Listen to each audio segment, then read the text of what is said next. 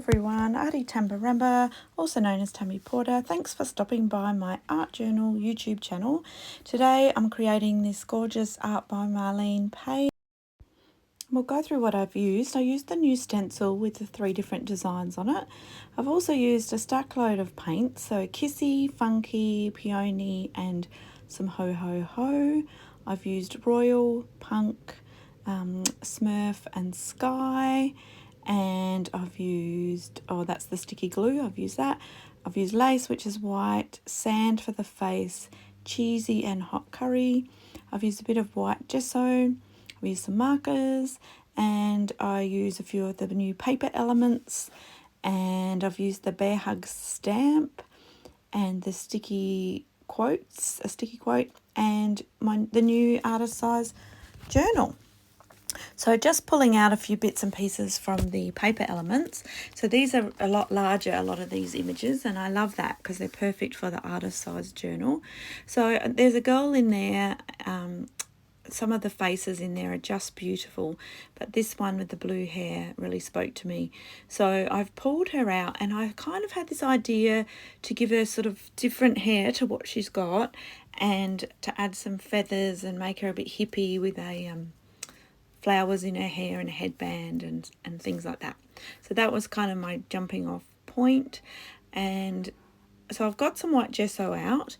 Now I have listed everything that I've used in the description, but I knew I didn't need to gesso the background because I knew I was going to do a whole background. I had the idea that because she was in blues and a bit of purple in her hair and some pink flowers, that I would use yellows, oranges and pinks and reds in the background. So a really warm background to put her upon. So I've added white gesso to my little paint palette, but it's really to be used as a blender, I didn't need it on the whole background because I'm using the acrylic paints, which acts like, if I want to do some reductive stenciling, it enables that. It's like applying gesso anyway.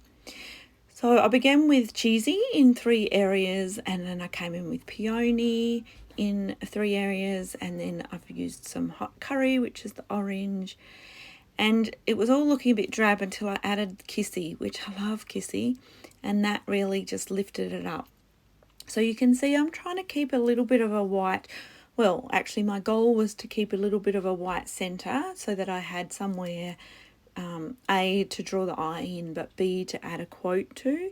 But I kind of ended up covering a lot of it up, which is kind of often what happens when we create.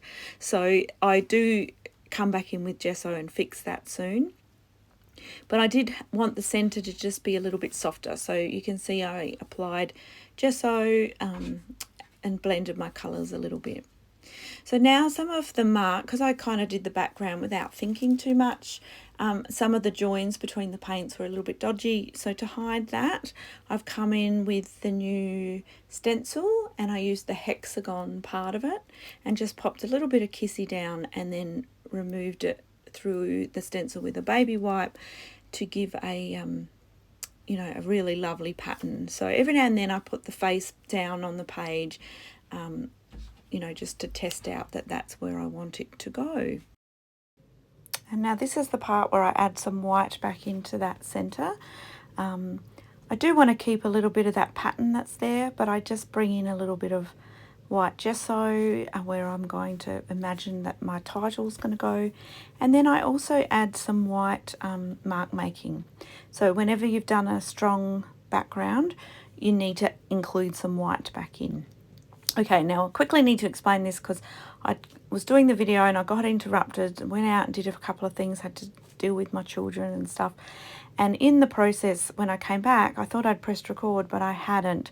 So what I'm doing at the moment is kind of showing you the bit that was missed. So I stuck her down using the glue, and then I'm simply decided to extend her hair. So I'm doing a little bit more of that just so you can see how I did that.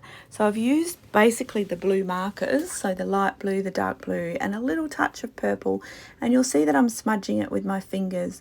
So I just wanted her hair to be a bit more voluminous and larger, so that's how I did that. And I did the same with her skin. You'll see on the left hand bottom corner, I kind of added a red top, and I added skin because she's sort of cut off, so you can't really tell where she starts and ends now. The other thing I did is those gorgeous roses that are next to her cheek. I wanted to pop another one in the cluster that would go up, you know, around the flowers in her hair. So I came in with Kissy, and I just, oh, actually I might have used the markers, but I just tried to recreate one of those roses so that it's tucked underneath the other flowers. Then I have come in with the awesome bear hug stamp. Now this stamp, I love the bears, but I love all the mark making in it. So you can see on the image that is from the Paper Elements that Marlene has used, she's actually got some of this already on her. So there's a stamp that says illustrator, creator, crafter, dreamer, stamper.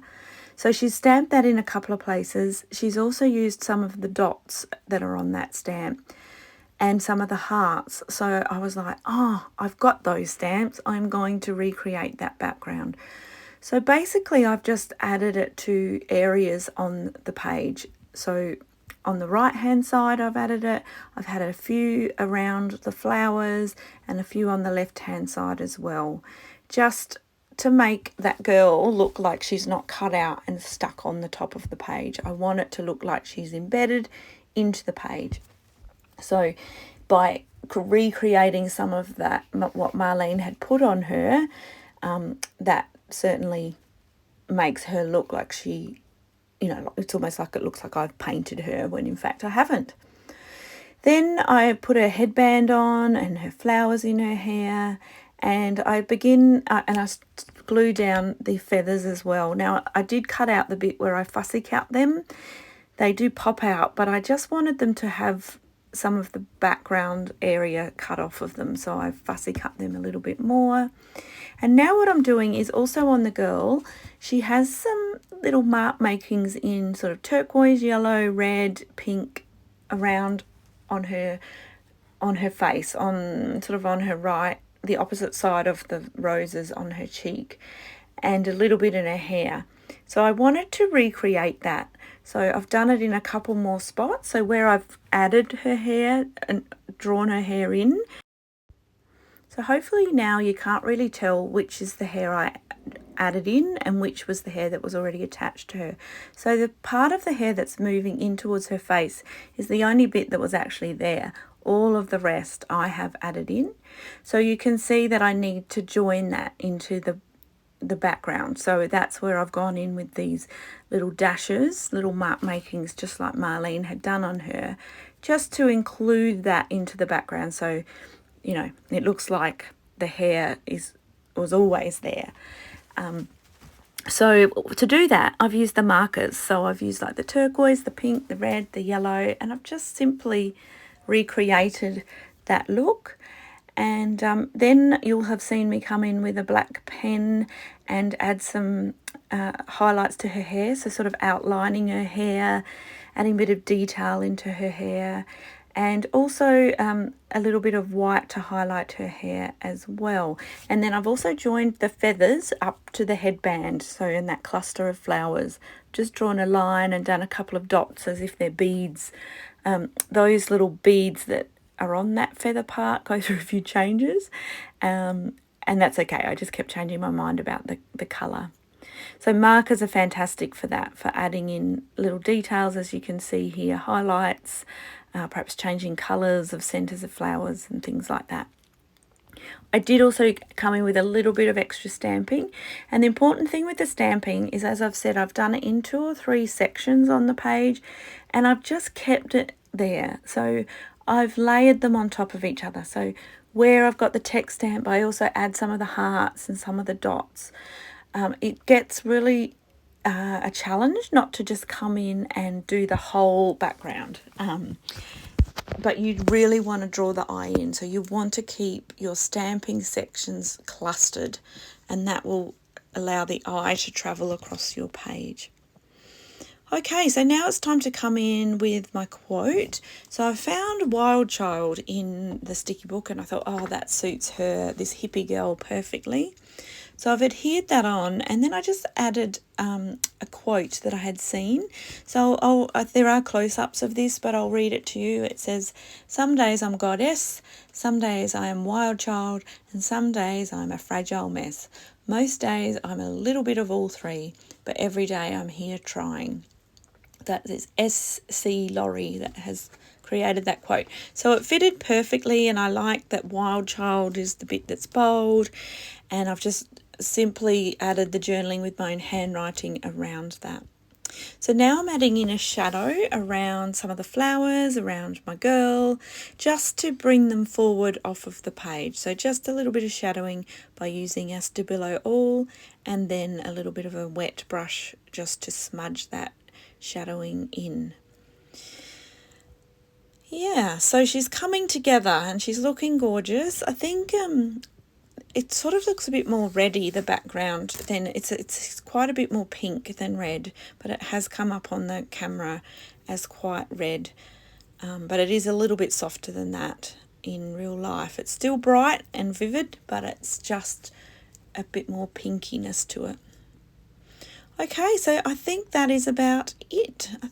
Oh, see, here I go changing the little beads. So that you'll see, and you'll see in the close-ups that they've gone through a couple of different changes.